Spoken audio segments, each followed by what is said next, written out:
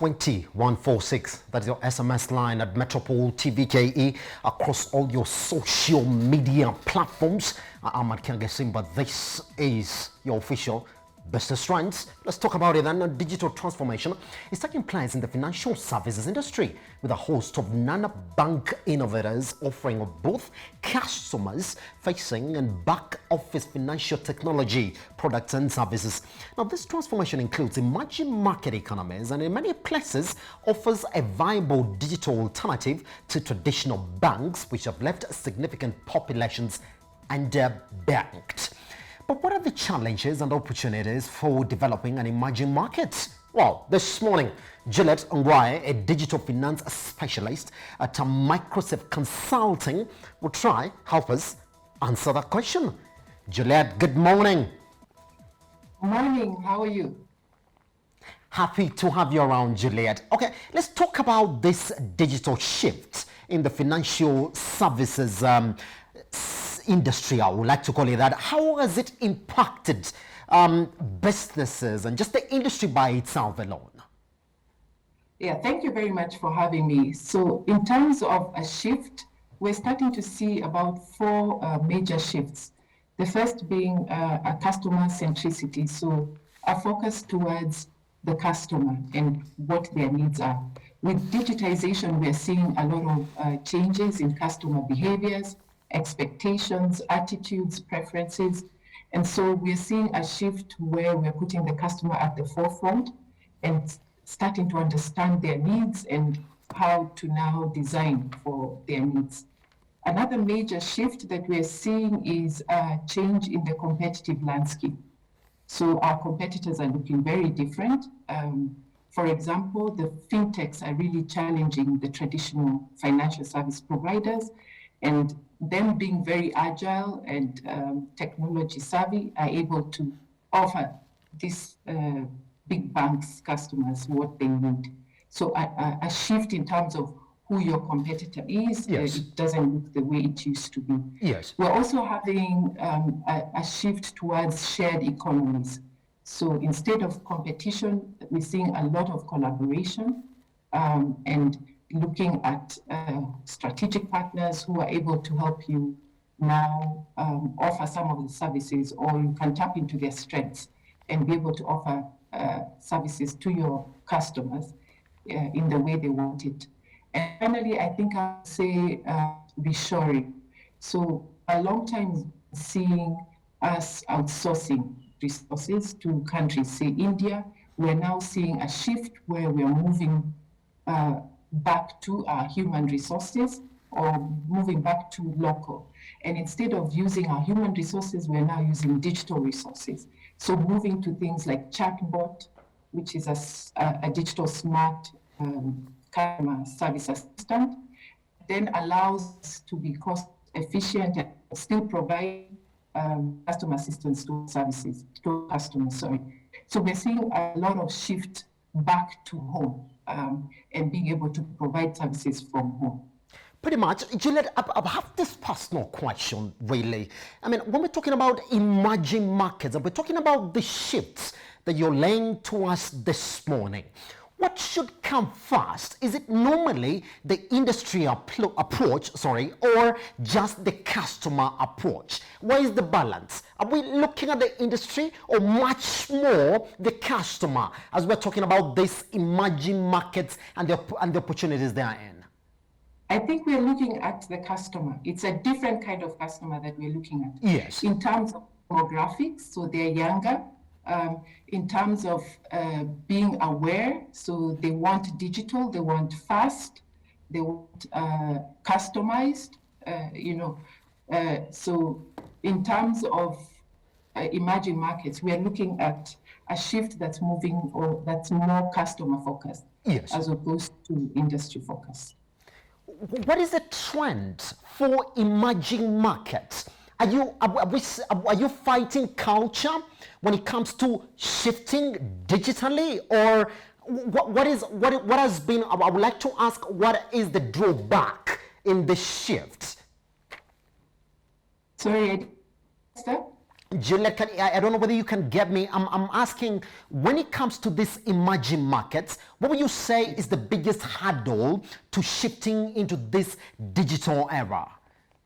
Okay, yeah, sure. Several come to mind. Yes. One is around, if you look at our developing markets Yes. or the emerging markets, there are some challenges that they face. One is around the digital divide. So we do have very low literacy levels, and this means then that you have to bring them up to speed, in terms of digital literacy, financial literacy. We're also seeing a gender disparity in terms of access. So how do we ensure that we bring the women along and ensure that they have the capacity and the ability to use these digital services? Another challenge would be around policy. So I must commend that there's been a lot of progress in terms of enabling policy environments that have now spurred or fostered competition, introduced innovation, but a lot more can be done. So around identity, we're having issues in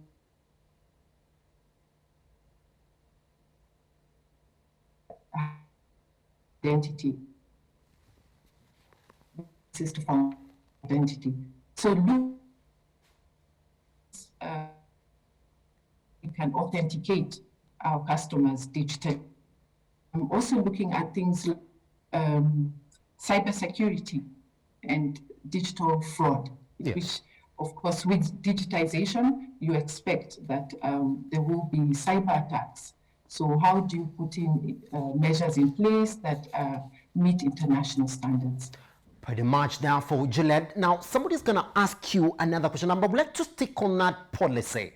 Would you say that we've made proper advancement, and how far are we from creating proper policy that's going to enable this shift to the digital space? I think we're making good progress. As I said, I think a lot more can be done, but the pandemic was a good opportunity, and I think through that we were able to see government stepping up, introducing policies, such as lowering the fees, transaction fees, increasing transaction limits, which then enabled business to go on, transactions to go on, even during the pandemic. So I think we can leverage on this and not drop and see now if we can take it to the next step. So looking at probably introducing simplified or tiered KYC requirements so that we can make sure that we customers that are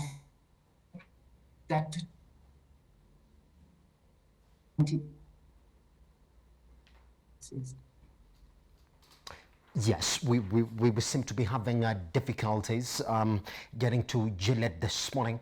But we're trying to fix it. We're talking about the opportunities really that exist in this digital space, and really, especially in relation to emerging markets I would say everywhere in Africa. Really, Julia, can you get me now? Yes, I can. Yes. Let's therefore go on with this conversation. Let's talk about opportunities, Gillette. I mean, where do you see them lying in this space? Excellent. I think the first will be around digitizing government payments. Yes. So we've seen India do this very, very well. And what this does is that then it builds a trust in DFS, and then it also increases the demand for DFS. So we see India has done this very well in terms of digitizing their government payments. And with that, you then bring volume and scale. I think there's also opportunities with e-commerce. Yes. And the pandemic then showed us that customers are ready to start, ordering online and buying online. So I think there's a lot of opportunity around e-commerce and tap into that. So as customers are getting comfortable online, what are some of the business opportunities that we can grab from there? New use cases. So how do we go beyond just digital credit? So with big data, with the emerging technologies, I think there's opportunities in terms of introducing new use cases or new products and services. So let's think outside the box and move beyond just digital credit. You know, when you think of DFS, you think of just digital loans. Yes. And finally, I would want to say opportunities around our agent networks. So they are our biggest distribution network, especially in developing markets. So how then do we expand them in terms of expanding the distribution and also their offering? So how do we use them more beyond just airtime, and how do we use them to open accounts and to also give some of these digital or some of these financial services? Yes. Juliet, another question that anybody is going to ask you, especially when you're talking about a digital conversation, could be, do you foresee a place where we're saying that our economy is fully digitally encompassed, and how far are we from getting there?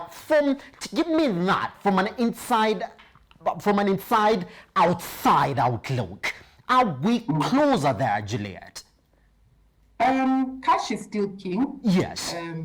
So we find a lot of cash in the market. Yes. But I think the biggest strategy would be to start with the government digitization, because they would then bring on board scale.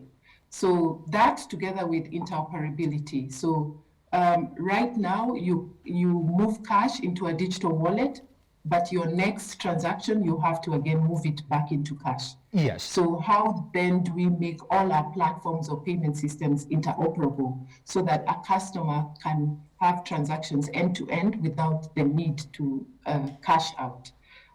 So we are far from that. Big steps have been made towards that, but I think there needs to be a lot more work in terms of interoperability, and we're seeing that being done very well in Tanzania, in Rwanda, and also moving all our government payments away from cash, checks to digital. Then that will be able to scale and bring everybody on board, or demand in terms of DFS. Yes. Juliet, are you saying that if the government could sort of, I would say, embrace this digital transformation, then the rest of the economies will start to see the need for that? Yes. Yes. That's exactly what I'm saying. Case in point, you will give me what country are you looking at as making a proper progress, especially in Africa? Okay.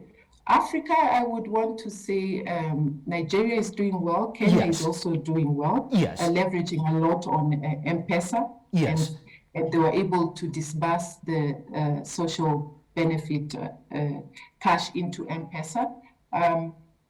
Out of Africa, I would want to stay again India. Yes. I think India is an excellent case study, and they've been able to do this very well. So beyond payments, they've leveraged on technology in terms of giving an end-to-end service digitally. So you're able to log into a portal and have or perform your transaction end-to-end, from downloading forms, from signing your form, from making payment. That then will be able to spur a digital economy. Would you say that when it comes to Africa business and Africa economies, Juliet, that you have to fight culture, especially when you're talking about something called digital? Are you fighting that? And how much is it an impediment for this transformation? It's definitely an impediment, and goes hand in hand with the low literacy levels. So we know, I mean, ever since we know cash is king, and cash, what you see is what you trust. And that's why I say we need to work on increasing the trust in DFS. And once again, I think this can only start from government. Once you see that government trusts this platform, then we will be able to trust the platform, and shift this mindset that you have to see physical cash for you to have comfort.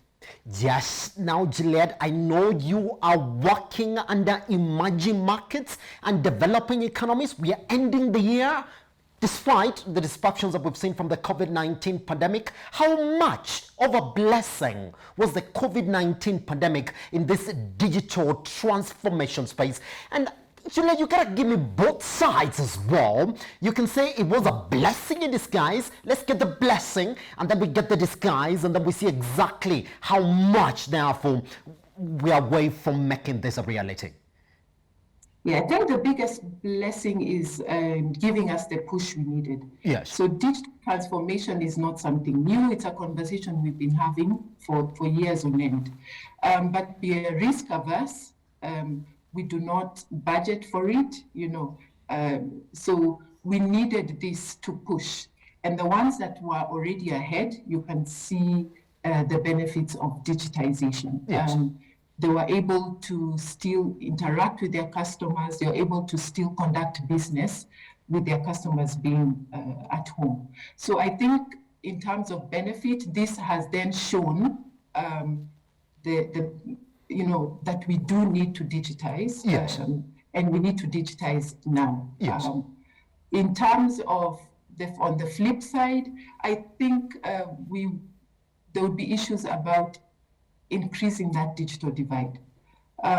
So if we have not looked at consumer protection, so if our customers are not ready digitally, yes. This has shown that if your customers are not ready, they're not able to consume digital cash. Yes. And so those have to go hand in hand. Even as you transform, make sure you carry your customers with you, and so that they're able to consume whatever products and services you offer them. How much of the shift that has happened as a result of COVID-19, Juliet, is going to gain that position of permanence? Are we going to see some of it go back as COVID-19 keeps on, the COVID-19 disruptions keep on reducing? Or are we saying the one that we've seen right now as a result of this COVID-19 is pretty much done and dusted? It's going to be that. I sure hope that's the case and we're not going back. Yes. And as I said, our customers, they change. So they already tasted the benefits of digitization. I don't think they want to go back. Yes. I don't think they want to go into a crowded market, to shop. They want to shop from the comfort of their home. Yes. They have realized it's possible. So it is for us to shift our mindset, or rather the financial service providers to shift their mindset and to keep up. But I don't think we are going back. We can only forge ahead. We can only see how to take it to the next level. Juliet, thank you very much for making time for Metropole TV this morning. Thank you for having me. It was a great pleasure. And thank you for watching too.